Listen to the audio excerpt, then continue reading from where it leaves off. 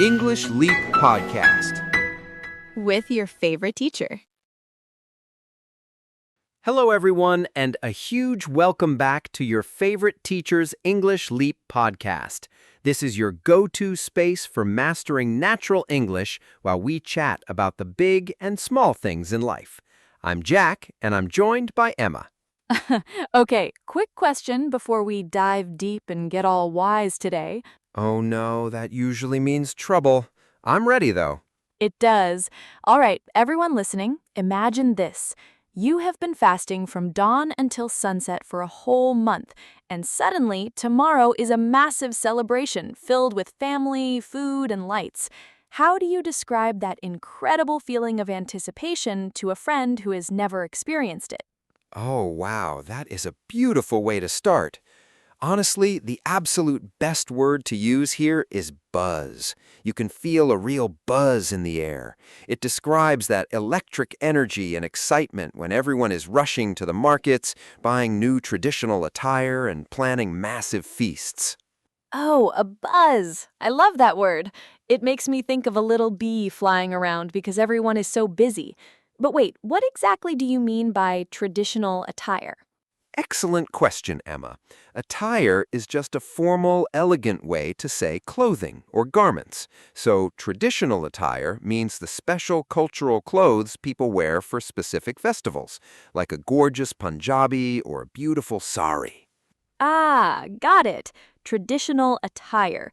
It sounds way more sophisticated than just saying festival clothes. So everyone is running around in their finest attire, and there is a massive buzz. What about the travel part? I always hear about the crazy rush.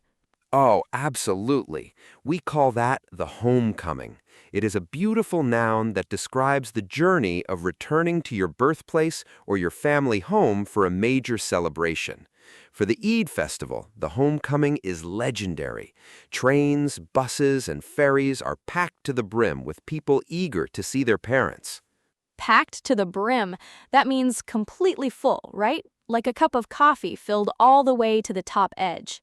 Spot on. The cities literally empty out because everyone experiences that deep desire for a family reunion.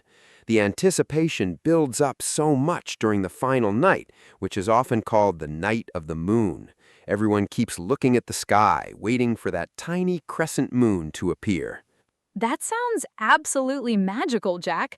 So the anticipation ends, the moon is sighted, and the buzz reaches its absolute peak. So, after all that incredible build-up and the moon finally being sighted, we wake up to the magical morning of the big day itself.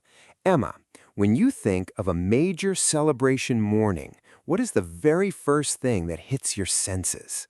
Ah, without a doubt, it is the aroma of delicious food wafting from the kitchen.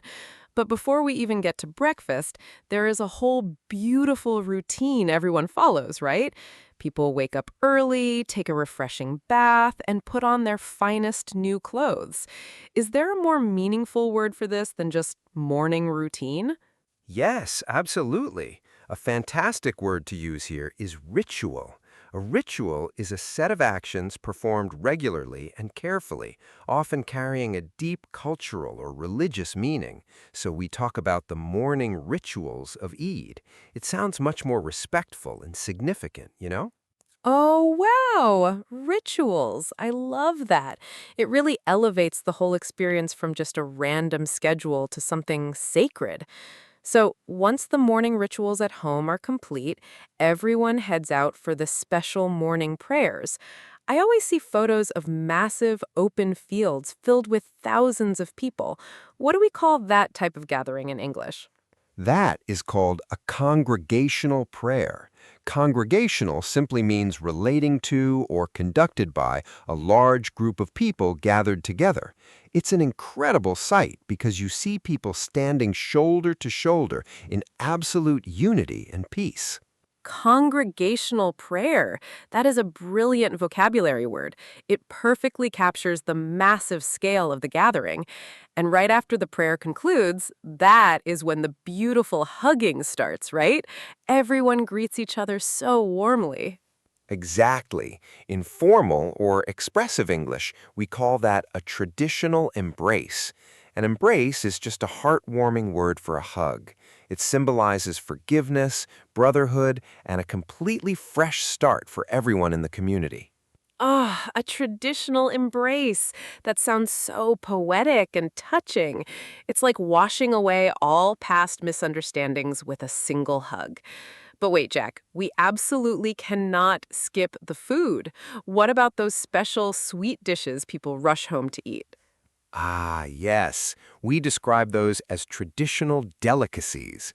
A delicacy is a choice or special food item that is considered very rare or highly prized in a specific culture.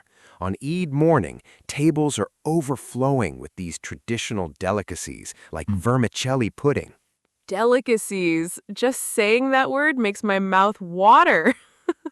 So, the morning is a perfect blend of rituals, congregational prayers, a warm embrace, and sweet delicacies. I am absolutely loving this. Once everyone finishes enjoying those delicious morning sweets, the day shifts into something truly beautiful. It becomes all about giving back and spreading happiness to everyone around you. Emma, if there is one thing that absolutely makes a child's face light up on this day, what do you think it is? Oh, that is easy. It has to be the gift money, right? I know kids look forward to that all day long. But how do we describe this beautiful tradition to someone who is learning English without making it sound like just passing out random cash? You are so right. It is not just random cash at all. In English, we can describe it as a customary token of affection, or even a monetary blessing. Customary means it's a traditional habit that people always follow, and a token of affection is a small gift that shows your love. Oh, wow, a customary token of affection. That sounds incredibly elegant, Jack. It completely changes the vibe. It makes it clear that the money represents love, respect, and deep family bonding. But generosity on this day goes way beyond just giving money to children, right? What about the wider community? Absolutely. A huge element of this festival is deep charity and helping those in need. In advanced English, we talk about benevolence and philanthropy. Benevolence is the desire to do good to others, and philanthropy is the act of donating money or resources to help human welfare. It ensures that absolutely no one is left behind during the celebration. Benevolence and philanthropy. Those are powerful, high level vocabulary words. So it's all about making sure the less fortunate can also enjoy the day with dignity. That is so beautiful. And that spirit leads right into the massive lunch feasts where people just drop by, right? Exactly. That brings us to a core English concept called hospitality. Hospitality is the friendly, generous reception and entertainment of guests, visitors, or even complete strangers. On this day, every single door is wide open and tables are overflowing with food. Oh, I love that word. Hospitality feels so warm and welcoming. It perfectly describes that open door policy where food, laughter, and smiles are shared without any conditions at all. It really does, Emma. It turns a simple neighborhood into a tightly knit, loving community through a perfect blend of benevolence, hospitality, and those sweet customary tokens of affection. As the beautiful afternoon sun begins to set, the entire atmosphere shifts completely. The quiet, peaceful family time transforms into an absolute explosion of energy out on the streets. Emma, have you ever seen what a city looks like on a festival evening? Oh, wow, yes. It is completely wild, right? It feels like every single person, car, and rickshaw decided to hit the road at the exact same time. The lights are gorgeous, but the sheer chaos can be a little terrifying if you're trying to get somewhere.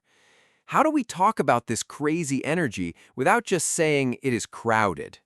Ha ha! That is the perfect way to describe it.